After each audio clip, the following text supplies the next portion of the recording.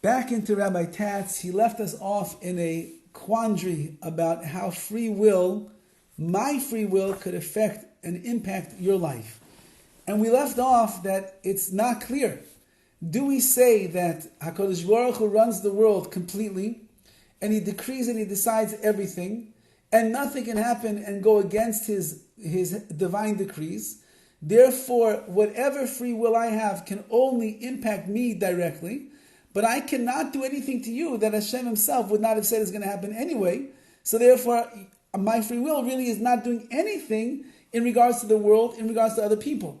Which means it's a limiting aspect of free will. My decisions can only spread so far, and they're really contained in a small area of life.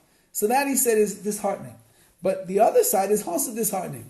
It means if we say that my free will can end up changing your life, that means I could end up doing something that's going to go against the will of God. So that means that God's will then is penetrable, and it's not all or nothing, and it's not omniscient and omnipotent. And me, little me down here in this world, can make a decision, or you can even act without a decision, but whatever it is that I do impacts somebody else's life.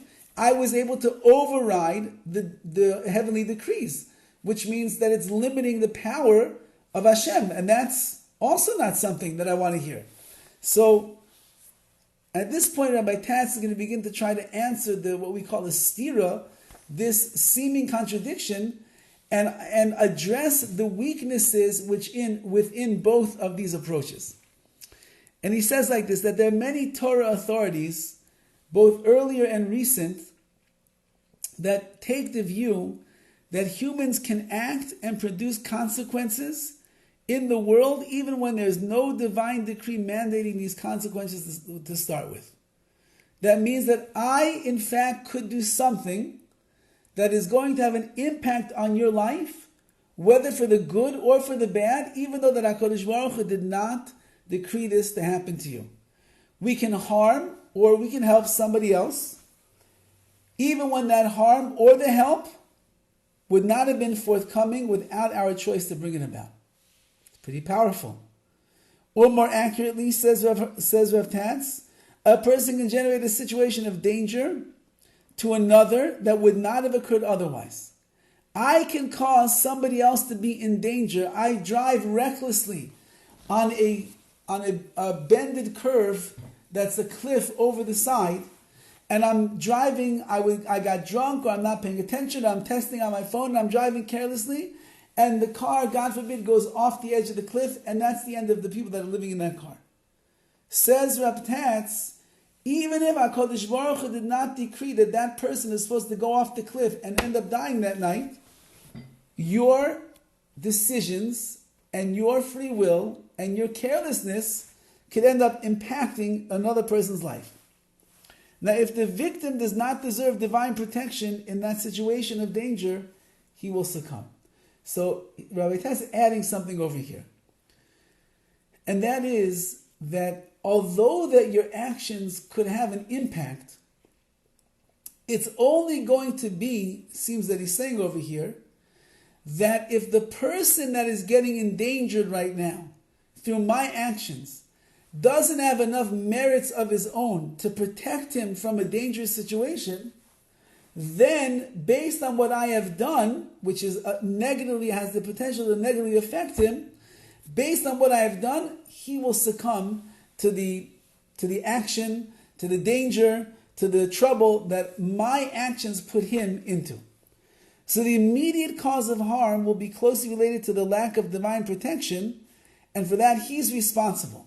So your reason you're in trouble right now and you're getting hurt or something is happening bad to you is because you yourself don't have the merits to receive divine protection.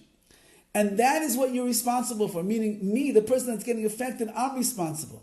Meaning, because if I would have merited to have Hashem's divine protection, then a divine decree would have been issued that would have protected him. If I was deserving of it, then nobody can do danger to me. So the fact that this person's actions are causing danger in my life is only because I'm not worthy of being protected. So he's vulnerable to harm because he lacks personal merit, and that is his affair. That's my fault. So even though you're the one that's doing something, but the fact that I'm going to get damaged is my fault because I don't deserve to be protected.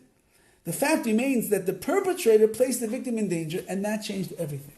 So at the end of the day, says Rabbi Tatz, it's true, it's because I'm lacking the merits to bring myself protection. But how did I get into that mess? Hashem didn't put me in it, seemingly. It's that this person has free will. He can put me in an uncompromising situation where my life is going to be endangered or something bad that could happen. And whether or not it's going to happen now at this point, it's up to me. So through his free will, he shifted the choices that God has to make. Meaning God never decided this person's going to be in danger. Now my choices made it that this person's going to be in danger. Now Hashem says, what am I going to do? He put the guy in danger right now. He's heading over the cliff. What should I do? So says Rav Tatz, Hashem now examines your merits, and if you have merits of your own, you'll be saved. And if you don't have merits, God forbid, so then it's quite possible that the situation that this person with his own free will put you into could end up backfiring, and you could end up getting into danger because Hashem's not going to protect you at that point. So the two things are working like in tandem over here. Now, of course, we have to understand that there's no event in the world that can occur against the divine will. Where Hashem prevents an action from occurring or prevents its consequences, those will not occur. Meaning if Hashem says it's not going to happen, it's not going to happen. If Hashem says it is going to happen, it is going to happen. Nobody can stop Hashem. Now, whenever a human inflicts harm, we can be sure that Hashem allowed the harm to occur. Nothing happens without divine permission. If somebody rear ends my car and I now have to go pay $500 a plus, so it's only because God decreed that such a thing is going to happen. Hashem is allowing it. But the point is that it's possible for one person to generate a situation of danger to another in which God may not intervene to prevent harm, even when he would not have brought about the harm without the human initiative. So Hashem is in heaven, he's watching over your life, and he said, today is going to be a good day, nothing to worry about. Comes along somebody else, and because of their free will, they're now putting you in a situation of danger or threatening situation. So that wasn't Hashem's plan, seemingly. But now that you're in it, HaKadosh Baruch Hu has to ask that question. Do you deserve to get this harsh treatment? Or do you deserve to be saved? So says Rabbi Tatz that Hashem would never allow you to get harmed unless you were deserving, so to speak, or you didn't have the protective fence to save you from there. So all events occur in the world with divine permission. Everything that happens is divinely permitted.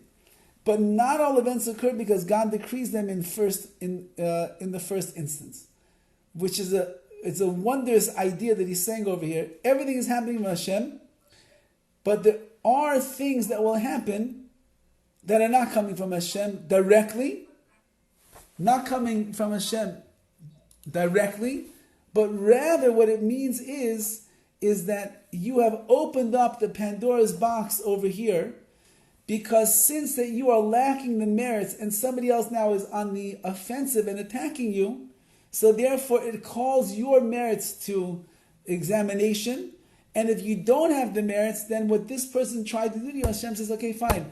That's the new norm in this person's life. So nothing happens against divine decrees, but there are areas that Hashem leaves open. In those areas, humans have the freedom to initiate events. And that's really what Rabbi Tatz is saying over here, which is it takes a while to wrap your head around this, meaning everything is from Hashem. There's nothing in this world that's not happening unless Hashem is willing it to take place. There are people, Hashem gave people free will, and that's what makes us who we are. So in order to say that must mean that my free will can have an impact and effect in the world. So what is the impact? The impact is that I could put a person in a situation that Hashem himself might not have decreed previously. But now once that the person's in the situation, HaKadosh Baruch Hu now has to examine that person and ask, does the person deserve to be protected right now? Or they don't have merits to stand on their own, and therefore whatever this person did to them, the dangerous situation we placed them in is going to happen.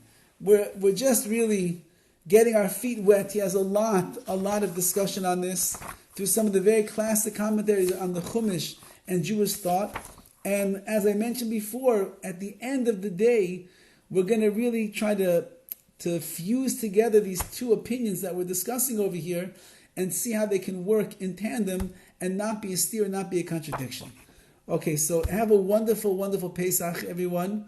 And One quick question. Yes, sir. I think, and maybe I'm wrong, but I find this whole thing to be mute. How do we know what God's decree is or plan is? I mean, this is crazy. For us to try to outthink God is just beyond. Okay, This so whole line is just, this whole way of thinking, I think is kind of absurd. well, you are correct, We can go around. I think everything that happens is decreed by God. right? So you're Why go through this whole process of maybe we can change things, maybe we can't, you know? well, maybe it just teaches you how responsible you have to be for your actions. Because if in fact it's true that through my actions, I could have a negative or a positive impact on somebody else, even if perhaps in the divine decrees that are hovering over this person, this particular tragedy or this particular simcha doesn't exist, so then I'm very responsible for what I do. Because I'm not just affecting myself, I'm affecting the lives of others, and it could be the lives of them and many other people, generations that will come from them. So, Yes, but if God created me, He created me to think in a certain way where I would want to help or I would want to hurt. you might be wired to think in a certain way, but if my thinking is wrong, aren't I obligated to change that? You are, but God would, I'm assuming He would know if I was going to change or not change. I mean, No, but that's everything we learned in the first several chapters. The power of free will is that you could change yourself. You could create. I think that's also part of God's plan. Well, again, you're getting into the gray area of if everything is really God's plan. So how is it possible to ever have free will? Correct? Because that's how God created us, is to make these decisions. Oh, okay. But at the same time, if I know that my actions will have a positive or negative impact on other people, then I better make sure that I do what's right with my actions and not do what's wrong. So Here's another example. Yeah. If God took the mitzvahs away from doing these good things, you think we'd still have as many good things being done? I don't understand. Say again.